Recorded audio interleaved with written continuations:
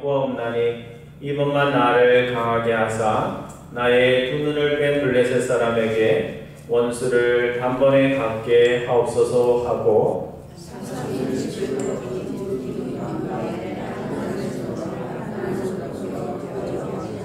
삼손이 이르되 블레셋 사람과 함께 죽기를 원하노라 하고 힘을 다하여 몸을 굽히매 그 집이 곧 무너져 그 안에 있는 모든 방백들과 온 백성이 덮이니 삼손이 죽을 때 죽인 자가 살았을 때 죽인 자보다 더욱 많았더라.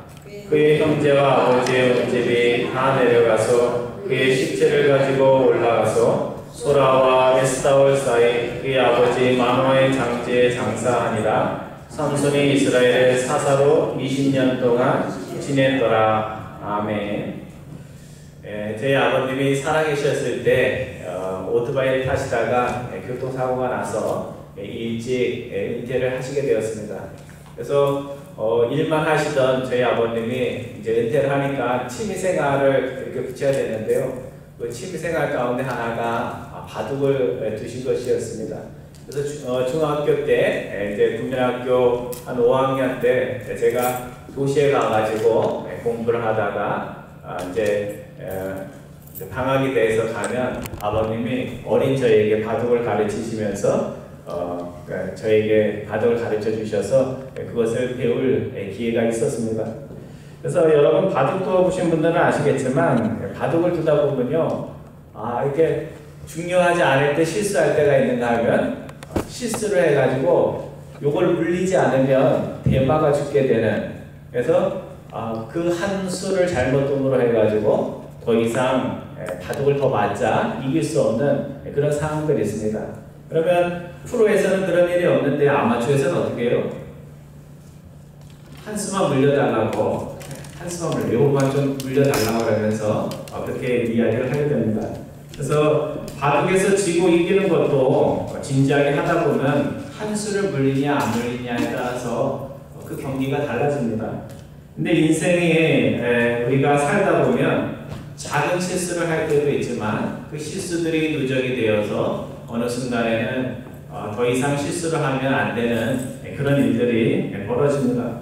오늘 본문에 보면 영어 성경을 읽어보면요, once more라는 말이 두 번이 나옵니다. 그래서 한 번은 본문 18절에 그 삼손을 넘어뜨렸던 드릴라의 여인의 입에서 once more라는 말이 한 번 나오고, 또 한 번은 삼손이 하나님께 진심으로 처음으로 마음을 다해 기도하면서 그때 just once more 그런 말로 한 번만 더 하나님 저에게 힘을 주소서 할 때 once more라는 말이 또 한 번이 나옵니다.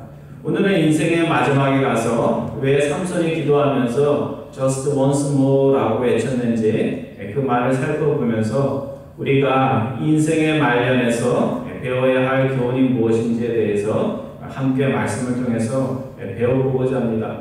오늘 본문 18절이나 20절까지 보면요, 삼손이 결국 파멸에 이르게 된 것은 자신이 좋아하는 것, 자신의 육신이 좋아하는 것을 계속 쫓아가다 보니까 결국은 그것을 누리기도 하고 즐거워하기도 했는데 결국은 마지막에 가보니까 파멸이 자리였다는 것을 말씀을 해주고 있습니다. 여러분, 역사의 중요한 인물들, 대단한 인물들이 넘어질 때 보면요, 자신이 좋아하는 것이 덧시돼가지고 불행을 맞은 사람들이 꽤 많습니다. 시전은 권력을 탐하다가 그거를 오래오래 장기하려다가 덫에 걸렸고, 개인을 지목해서 말씀해서 죄송하지만 고 박정희 대통령도 자신의 권력을 연장하려다 그와 같은 비극적인 일을 맞았던 것입니다. 그래서 삼손은 외적인 힘으로 그를 넘어뜨릴 자가 아무도 없었습니다. 그래서 블레셋 사람들이 국리를 하다가 삼손을 넘어뜨리기 위해서는 남자 힘으로는 안 된다 이렇게 생각을 하고 미인계를 쓰기로 합니다. 그래가지고 이 블레셋 사람들이 미인계를 쓰는데, 여러분 미인계가 성공하기 위해서는 어떻게 돼야 돼요? 상대가 예뻐야, 아니 여인이 예뻐야 되지만 그 미인계를 쓰는 그 남성이 어떻게 해야 돼요? 이쁜 여자를 보고 유혹에 넘어가는, 그러니까 여자를 좋아하는 사람이어야 되는데 삼손이 여자를 보면 정신을 잃는 그런 남자였던 것입니다. 그래서 사탄은 우리를 넘어뜨릴 때 우리가 뭘 좋아하는지, 무엇을 보면 판단력을 금방 잃어버리는지 그것을 이렇게 눈치를 채가지고 우리를 공격합니다. 목사 같은 사람한테 아주 이쁜 여자가 다가와봤자 유혹이 안 되는데, 사탄은 제가 뭘 좋아하는지를 알고 그것을 가지고 유혹을 한다는 것입니다. 그래서 돈이 약한 사람한테는 뭘 가지고 유혹을 해요? 돈을 가지고 장난을 치고, 명예욕이 강한 사람들은 재직 뽑을 때나 이런 그런 일들을 통해서 시험하고 넘어뜨립니다. 그래서 사탄이 우리를 넘어뜨리기 위해서 무서운 시퍼런 칼을 들고 온다면 그 앞에서 긴장하지 않을 자가 아무도 없을 것입니다. 하지만 사탄은 우리가 좋아하는 선물 한 보따리를 들고 좋은 이웃과 같은 얼굴을 해가지고 우리에게 다가온다는 것입니다. 그래서 사탄은 실력 있는 낚시꾼이 어떤 물고기가 어떤 미끼를 좋아하는지를 알듯이 우리들이 무엇을 보고 좋아하는지, 또 무엇을 보고 행복해하는지, 또 무엇을 보고 지체 없이 달려오는지 그것을 파악한 후에 우리에게 다가온다는 것입니다. 그리고 한참 우리의 비를 맞춰주고 행복하게 해주다가 오늘 우리들이 낚싯바늘에 물고기가 걸리듯이 딱 그 유혹에 완전히 걸려들면 그 다음부터는 어떻게 해요? 여러분, 낚시꾼이 그 바늘의 무게가 딱 느껴지면 그 다음은 어떻게 해요? 그 다음부터는 사정없이 당깁니다. 그래서 낚시의 기본은 잡혔다 싶으면요 정신 못 차리게 막 당기면 돼요. 그러니까는 중간에 놓치질 않습니다. 그래서 그때부터는 사탄도 본색을 드러냅니다. 그래서 본문 우리가 다 읽진 않았는데 16장에 보면요 드릴라가 대놓고 삼손에게 이렇게 이야기합니다. 당신의 힘의 원천이 무엇인지 당신은 어떻게 해야지 꼼짝하지 못하게 할 수 있습니까? 그렇게 묻습니다. 여러분, 영적으로 깨어있다면 그런 질문을 여자가 하면 어떻게 해야 돼요? 너가 첩자구나 이러면서 좀 죄송합니다. 그 자리에서 뭐 때려 죽이든지 뭐 그 자리를 떠나든지 사랑했다면 떠나든지 해야 되는데 삼손은 그렇게 하지 않고 삼손이 깊숙이 그 여자를 사랑하다가 그 여자가 쳐놓은 덫에 깊이 영혼이 붙들린 것입니다. 제가 한국 뉴스를 보았더니 기가 막힌 일이 벌어졌는데요. 도박빚을 진 현역 대위가 북한의 비트코인을 받고 군사기밀을 넘겨주었다는 기사를 보았습니다. 비트코인이 뭔지 또 모르시는 분들 혹시라도 있을까 하는데 돈 비슷한 겁니다. 돈 비슷한 거, 가상화폐라고 하는데요. 그래서 그도 소위로 인간하고 군인으로서 일하면서 처음부터 그런 일을 하려는 생각으로 군인이 되지는 않았을 것입니다.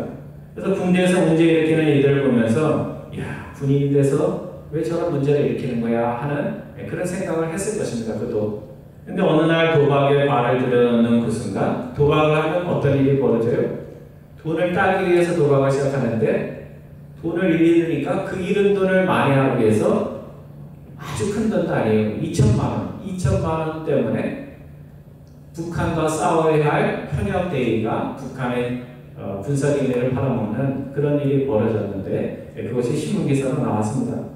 삼손은 드릴라가 자신을 죽이려고 질문을 하는데도 그 앞에서 말장난을 하고 있습니다.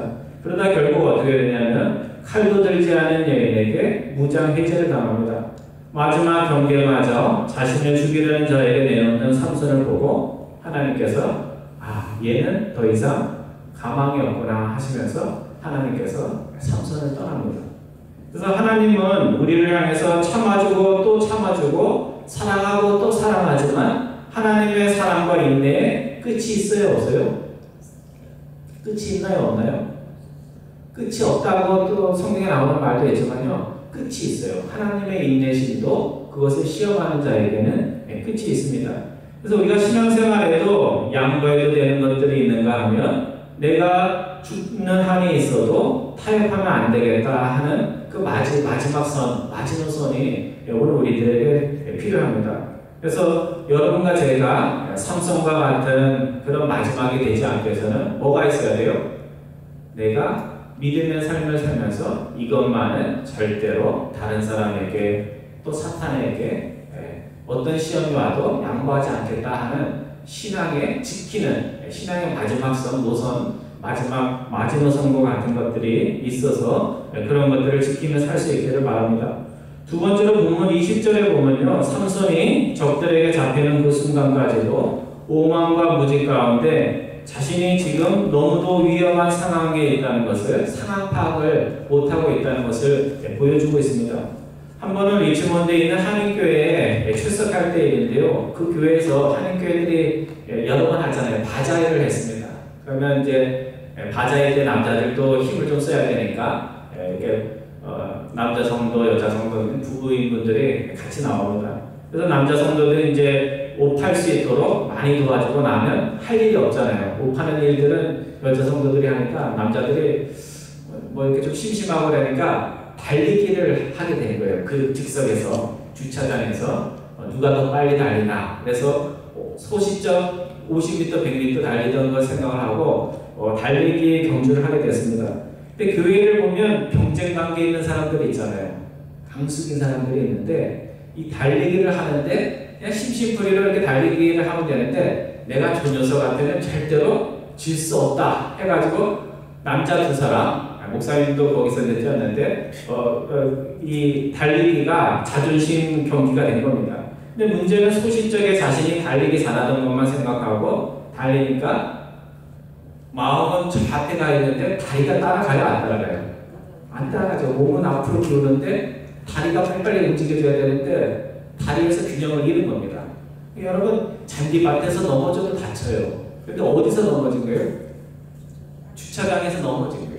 그래가지고 다리 이곳저곳에 철가상은 생기고 다행히 하나님께서 보호해 주셔서 얼굴은 다치지 않은 해프닝으로 끝났습니다. 삼손은 하나님이 자신을 떠나고 하나님이 주신 힘도 예전에 떠나갔는데도 자신이 예전처럼 적들을 쉽게 물리칠 수 있다는 오만함 속에 살았습니다. 신앙생활에서 내가 왕년에 대단했다는 그 생각이 오늘 현재의 믿음의 생활, 나의 믿음의 생활에 대해서 정확한 평가를 하지 못하게 하고 이 곤번뜬 사람처럼 오늘 우리들이 살아갈 수가 있습니다. 현재는 그렇지 못한데 나를 대단하게 여기는 것, 이것이 오만이고 교만입니다. 그래서 오만과 교만이 내 마음에 자리하면 뭘 하지 않아요? 최선을 다하지 않습니다.